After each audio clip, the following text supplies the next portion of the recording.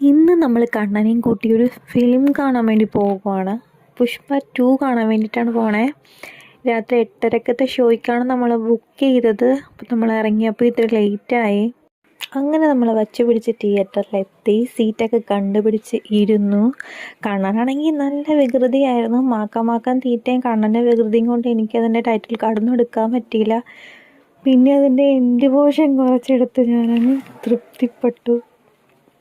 അങ്ങനെ 12:15 ഷോ കഴിഞ്ഞു. നമ്മൾ അവിടെ നിന്ന് ഇറങ്ങി നേരെ പോയത് ചിക്കിങ്ങിലേക്കാണ്.